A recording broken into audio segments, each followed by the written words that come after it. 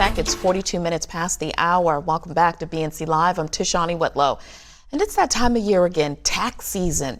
Now that we've said goodbye to 2021, it's time to get a jump start on last year's return. So what should you do in preparation for that looming deadline, April 18th? All right, joining us to help us break it all down, we got 2021 taxes. Actually, we got financial advisor David Peters, who's going to help us talk about what we need for our 2021 taxes. All right, David, welcome to BNC Live. It's a pleasure to have you, sir. So what's our first order of business when it comes to preparing for this tax season? Well, I think that the first thing that we have to get in place is we have to get all of our forms. I mean, before we can really do anything, we have to make sure that we are getting our W-2s, that we're getting our 1099s. And also, if we have any investments, we have to make sure that we have those 1099-Bs and they have to be in final form. So there's some advantages to filing early, for sure, but we don't want to get too excited to make that filing. I know that especially for folks that are waiting on a refund, it's tempting to file early, but we just want to make sure that we have all of our forms first. All right, well, let's talk about the Great Resignation, right? How is that going to impact tax season this year? I mean, November? Millions of Americans leaving their jobs, switching to other jobs? Yeah, so I think that the biggest thing that will affect is the number of forms that you actually receive. I mean, if you have worked multiple jobs because maybe you switched jobs during 2021, well, then you're going to get more than one W-2. You could also see more than one 1099. We've had some folks that have gone to more contract work, so that means more 1099s than what they're used to. And so I think that in general, people are going to be waiting for forms maybe a little bit more than they're used to. A lot of the forms, such as W-2s, employers are not required to actually send those until January 31st. So we still got a little bit of time yet before the filing season really picks up. All right, David, what about folks who receive child tax credits, right? Those who opted for those monthly payments rather than waiting until, it was time to file taxes, which will be in the next few months. Yeah, so if you took advantage of the advanced child tax credit payments, you should be receiving a letter from the IRS. That's going to be a letter that's going to come to you through the mail that will tell you how much you have actually received in the form of advanced child tax credit payments. That's an important letter to hang on to because your tax preparer is going to need that letter to make sure that he or she is actually calculating your child tax credit correctly. If you took advantage of the advanced child tax credit payment, it's as if you are taking a little bit of your refund ahead of time. So if you took advantage of that, you could see that your refund is maybe a little bit lower than it would be normally because you took part of that refund ahead of time by taking those advance payments.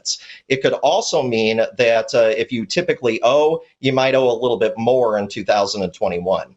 All right. What are your thoughts on folks deciding to file their taxes on their own? Do you think it's best to go to a professional? I feel like a professional just has more options for you in terms of getting more money back. Is that true? Or is that just all in my head? Well, I think that for certain people, I mean, if they are just if their return is pretty simple and they just have a couple of forms, maybe they can prepare it by themselves. But I do think that a professional is able to maybe point out some opportunities to you. I mean, one of the things that I try to do with my clients is I try to make sure that we're thinking not only about the 2021 return, but also what can we do in 2022 to potentially improve our result. And that's, I think, the place where a preparer, where a professional can really help out. They can help you look ahead, not only thinking about, the 2021 return that we have to file before the due date in April, but also about the return that's up ahead. Most of the deductions and things like that, they're really kind of off the table at this point for 2021 because it's already 2022. But we can start thinking ahead to 2022, and that's where I think a professional could really help. All right. Now, what about folks who maybe they inherited money from someone who passed away? How do you recommend they go about filing their taxes? That just seems so complicated.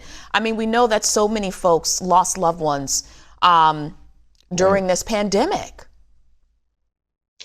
Yeah, so if you are in a situation where you have inherited a lot of money, then I do recommend getting a professional involved because there can be tax implications to what you need to do with that money, specifically in regards to required minimum distributions. Also, we probably want to talk to a professional if it's a fairly sizable amount of money about how to actually invest that money going forward in a tax advantageous way. And so I think that, again, that is a place where a professional can really help out. When you start to inherit money and your tax situation becomes more complex, then we probably want to start looking for a preparer. All right, David, what's a common mistake that you notice folks make every single year that we could avoid this year for 2022? There's a few things that come to mind. I think that the big one that a lot of people forget about is to just keep their forms and keep their substantiation. The IRS holds the client, they hold the taxpayer responsible for what the preparer puts on their return. And so making sure that you hold on to receipts, if you've maybe given money to charity, things like that, I think are very important. If you're a small business owner, making sure that you have receipts for all of the deductions that you're taking, make sure that you have mileage logs if you are going to take a mileage deduction. Also making sure that you hold on to business meal receipts and make sure that you're writing down who the business meal was with. Those types of things tend to be places where I see a lot of clients get in trouble because they just don't hold on to the items that are supporting the things that you were actually putting on the return. So I think it's very important to make sure that you just hold on to your paperwork.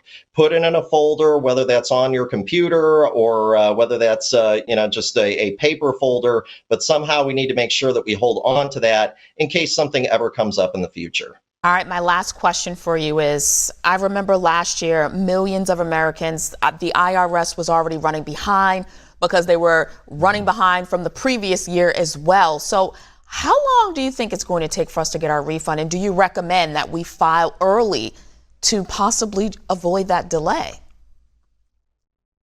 Well, the IRS is still behind. I mean, there still is a big backlog. They are working through it, but this isn't necessarily a problem that is going to be alleviated quickly. The IRS is still working its way through returns from previous years. And so I would expect that in general, you're probably going to see longer periods of time in order to get your refund.